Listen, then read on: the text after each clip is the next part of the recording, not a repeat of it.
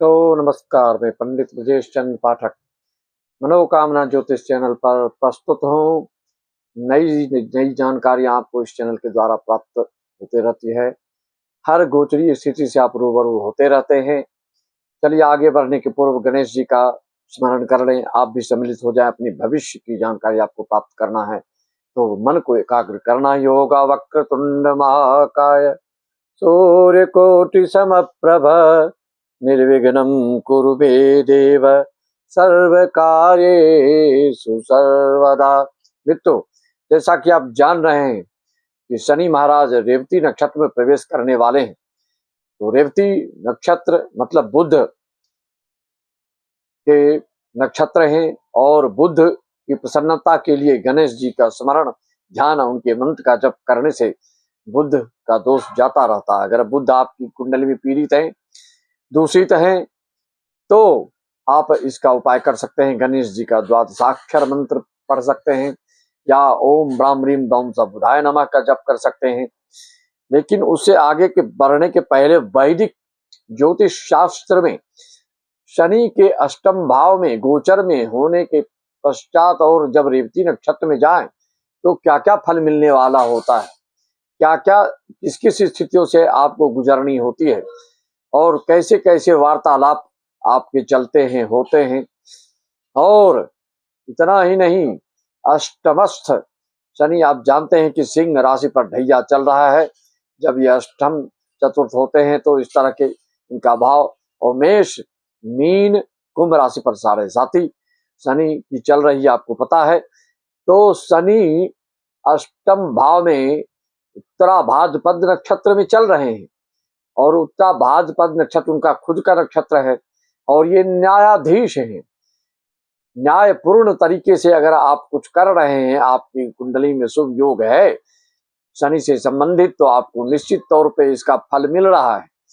क्योंकि गोचर में गुरु आपके एकादश भाव में और मंगल 11 इसी 11 तारीख से 2-3 दिन के बाद आपके रुचक योग प्रारंभ हो जाएंगे। रुचक योग प्रारंभ से होने से क्या होता, आपके रुचि के अनुसार सब काम होगा। बड़े बड़े अप्रोच आपके लग सकते हैं, अकल्पनीय ओहदा वाले से, वर्चस्व वाले से, धाक वाले से, दबदबा वाले से, ऐसे व्यक्तियों से भेंट मुलाकात होगी और जिससे कि आपके भविष्य में इनके कारण आपके भविष्य या रचनात्मक कार्य, सृजनात्मक कार्य का मार्ग जो है प्रशस्त होगा। आप जानते हैं कि मंगल ऊर्जा सेनापति हैं ग्रहों के, ये ऊर्जा से लबालब कर देंगे। आपके भाग्य भाव में आते ही सिंह राशि वालों के लिए आत्मबल, विल पावर बढ़ाएगा। आप हतोत्साहित अगर चल रहे हैं तो उत्साहित हो जाएंगे और अपनी ऊर्जा के बल बदौलत अपनी भाग्य की रेखा को बिल्कुल प्रबल सबल करते चले जाएंगे, जिससे कि भविष्य आपका उज्जवल और धवल होता चलाएगा। और इसका फल मिलेगा आपको कितना दिन तक? 45 दिन तक। मंगल का गोचर 45 दिन तक, 45 डेज, 11 जून से, मतलब आपको लगभग ये 25 जून तक इस तरह के योग बनेंगे। जो प्रशासनिक विभाग में है, जो सेना में है, जो निर्देशात्मक कार्य में है, जो नेतृत्व करता है, वो चाहे प्राइवेट क्षेत्र से हो या सरकारी क्षेत्र से हो, ऐसे लोगों के लिए पदोन्नति, प्रमोशन, बड़े बड़े अधिकारियों से परिचय हो जाने से आप जहां चाहेंगे मनमाफिक स्थानांतरण, भाग्योदय से संबंधित जो रूपरेखा बनाकर आप चल रहे थे, जो इन कर्तव्य मूढ़ावस्था में जो आप थे कि ये करें कि ना करें, रोजगार, उद्योग, धंधा, बिजनेस, व्यवसाय, नौकरी, पेशा आदि जो भी आप सोच रहे थे, जो विचाराधीन था अभी तक, वो अब कार्य रूप में परिणत होने जा रहा है।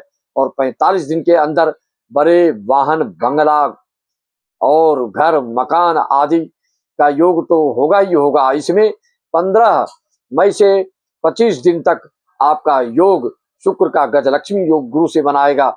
यह भी आपकी आधुनिकता के चकाचौंध वाली चीजों से आपको परिपूर्ण करेंगे। और जिसको विपरीत लिंगी से संबंधित जो कार्य, उद्योग, धंधा, व्यवसाय आदि है, या मैरिज ब्यूरो है, या श्रृंगारिक कोई दुकान आदि है, स्त्री जन्य क्रियाकलापों से जुड़े व्यक्तियों को विशेष लाभ होगा। इतना नहीं ही नहीं, और जब गुरु आपके उच्च के होंगे तो ये आपके बहुत भारी खर्चा कराए। मंगल तो अभी कराएंगे ही या कराएंगे आपके, लेकिन गुरु जब उच्च के होंगे 2 जून के बाद से आपकी भारी खर्चा की नौबत स्थिति निर्मित हो रही है। अंतर यही है, खुशी की बात यही है, संतोषजनक बात यही है, संतुष्टि प्रदान करने वाली बात यही है कि ये गुरु जो खर्च कराएंगे आपके, क्योंकि ये अपने पुनर्वसु नक्षत्र में चल रहे हैं। गुरु अपने नक्षत्र में चलते हैं, ऐसे भी किसी को गुरु ज्यादा परेशान नहीं करते, जिसके योग कारक हैं, शुभ कारक हैं, आपकी कुंडली में पंचम नवम लग्न में बैठे हैं, सम बैठे हैं, और इस नक्षत्र में जब ये चल रहे हैं तो आपको भारी खर्चा कराएंगे। मान पद प्रतिष्ठा, कभी मान सम्मान पर ठेस भी पहुंचेगी, लेकिन कभी कभी ज्यादा का अकल्पनीय प्रतिष्ठा भी प्राप्त होगी। कोई पुरस्कार भी मिल सकता है, कोई आपको पुरस्कृत भी कर सकता है।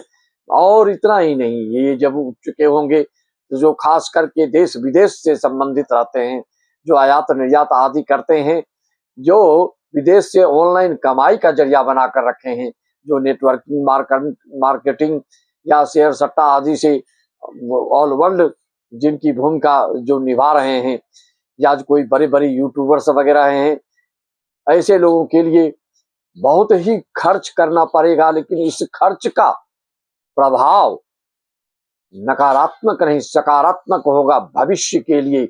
इसे ये 31 अक्टूबर तक में आपको गुरु जो है बहुत नए नए भवन, नूतन भवन, गृह प्रवेश आपको करा सकते हैं, चाहे सरकारी बंगला हो, चाहे आप जिस घर में रहे हो उसको आप बदल करके ले सकते हैं, कुछ ऐसा कुछ होगा। मित्रों चलिए अब आगे बढ़ते हैं। शनि के अष्टमस्थ होने का वैदिक प्रमाण क्या है, शास्त्रीय प्रमाण क्या है। अष्टमे शनि गोचरे दुख रोग भयप्रदम वित्तक्षयः कलिर नित्यम चिंता च मनसि ध्रुवा। रेवत्याम शनि संचारे, रेवती नक्षत्र में जब शनि संचार करते हैं क्या होता है, यात्रा सिद्धिरंततः विवेको धर्म बुद्धिश्च कष्टांते सुखदो भवये। मित्रों कई काम ऐसे हैं कि शुरू में बहुत कठिनाई होती, बहुत संघर्ष होता है, लेकिन उसका फल बहुत मीठा होता है, अंत तो गत्वा उसका परिणाम बहुत शुभ होता है। जैसे गुरु जी का तारना, माता पिता का हिदायत देना है, इन लोग के लिए बच्चों का भविष्य बनाने के लिए ये कठोर से कठोरतम रूप में पेश आते हैं, लेकिन उनका उद्देश्य, उनका लक्ष्य किसी का कल्याण ही होता है। अंत तो गत्वा उस व्यक्ति का कल्याण ही होता है, उसका भविष्य ही बनता है, उसका भाग्य की रेखा ही सुदृढ़ होती है। तो इसमें कह रहे हैं मन में भविष्य की चिंता बढ़ सकती है आपकी। इस रेवती नक्षत्र में आप जानते हैं रेवती मूल संज्ञक नक्षत्र हैं, 6 नक्षत्र हैं, अश्विनी मघा मूल अश्लेषा ज्येष्ठा रेवती। रेवती नक्षत्र में पैदा लेने वाले की राशि मीन होती है, और रेवती नक्षत्र के कारण ही पंचक योग भी बनता है। और रेवती नक्षत्र आपका अंतिम नक्षत्र है, 27वां नक्षत्र है। उस नक्षत्र में शनि आए हैं, मतलब कर्मिक कार्यों का निस्तारण करने के लिए, कुछ फाइनल करने के लिए, आपका कुछ निर्णायात्मक मोड़ पर लाने के लिए ये कुछ करेंगे, बिल्कुल फाइनल करेंगे किसी कार्य के लिए जो आप उधेड़ बुन में फंसे थे, इसको करें कि ना करें, इसको कब करें, कैसे करें, तो वह कार्य अब आपका फाइनल होने जा रहा है। डिसीजन आप बिल्कुल, निर्णय आपका बिल्कुल फैसला लेने वाले ही होंगे आप। और पुराने अपमान, असफलता या पारिवारिक घटनाओं का स्मरण बारंबार हो सकता है। एकांत प्रियता, एकाग्रता आपकी बढ़ सकती है, लोगों से दूरी बनाने की प्रवृत्ति हो सकती है। रेवती नक्षत्र में आने से आपको जो पैसे कहीं रुके होंगे किसी देने लेने में, तो वह धीरे धीरे आना शुरू हो सकता है, एक साथ नहीं मिलेगा।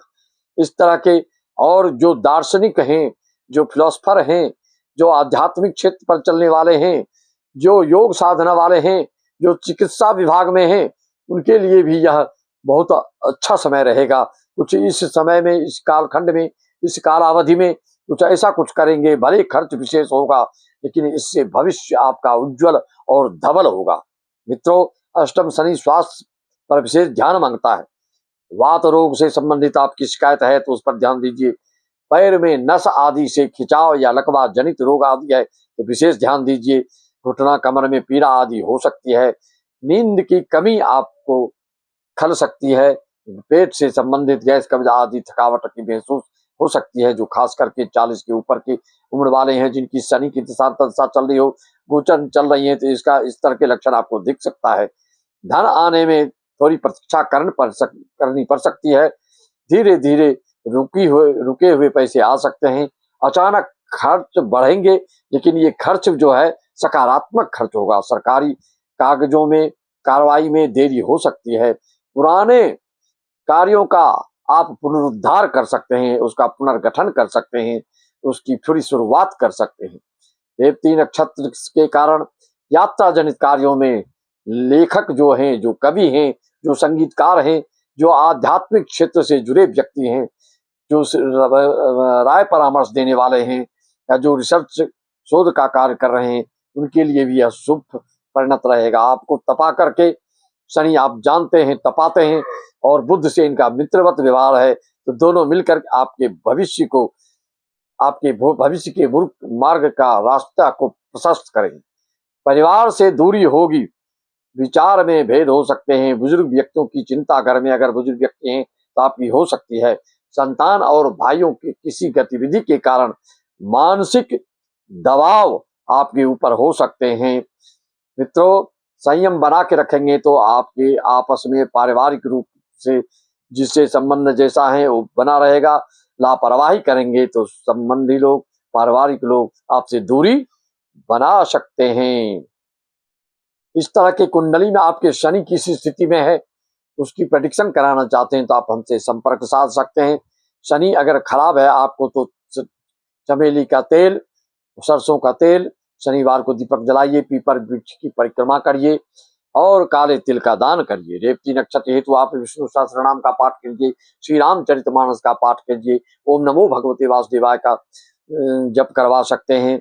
और गाय पशु पक्षियों के लिए अन्न दें, बुधवार को अन्न दें, कटोरी में बाहर में छत में रख दें और गौ सेवा करें। बुधवार को गाय को हरा चारा दें, हरी घास दें, तो इससे आपके बुध अगर नारुष्ट हैं, बुध अगर पीड़ित हैं, तो वह प्रसन्न हो जाएंगे, खुश हो जाएंगे। शनि और बुध दोनों आपके योग कारक हैं, शुभ फल प्रदाता हैं, तो आपके लिए बिल्कुल पुराने रिश्ते वालों से भेंट मुलाकात हो सकती है, जिससे कि जिस पे की धूल पड़ गई थी उसका नवीनीकरण हो सकता है, उनसे बातचीत का, क्रियाकलाप का श्री गणेश पुनः हो सकता है। लेकिन जो लोभी होंगे ऐसे कुटुंब आपसे दूरी बना सकते हैं। तो इसी वाणी सब मैं अपनी वाणी को विराम देना चाहूंगा। लास्ट में, अंत में यही निचोड़ है कि आरंभ में धीमापन, रुकावट महसूस होगी, आपका मानसिक स्ट्रेस बढ़ सकता है, लेकिन अंत तो गत्वा रेवती नक्षत्र में आने से, मंगल की रोचक योग नवम भाव बनने से और गुरु के एकादश भाव में मिथुन राशि में चलने से आपका इंट्यूशन पावर, आपका स्पिरिचुअल पावर, आपका आध्यात्मिक शक्ति, भगवान की कृपा आध्यात्मिक शक्ति से बढ़ती है। आपको पता है, तो जितनी ईश्वरीय आराधना, साधना, प्रार्थना, जप, तप, अनुष्ठान, प्रवचन, कथा आदि से ताल्लुकात रखेंगे, उतना ही भाग्य आपका प्रबल, सबल, धबल और उज्जवल होता चला जाएगा। सभी दर्शकों, मित्रों एवं यजमानों को जो ऑनलाइन हमेशा पूजा आदि कराते रहते हैं, जो हमेशा अपने भविष्य के लिए मार्गदर्शन लेते रहते हैं, उनके भविष्य के लिए मैं भगवान से, ईश्वर से प्रार्थना करता हूँ कि आप इसी तरह से धर्म का आश्रय लेकर उत्तरोत्तर दिनानुदिन आगे बढ़ते चले जाए। सबको राम राम, जय श्री राम, ओम नमः शिवाय, सत श्री सत्कार, जय सच्चिदानंद।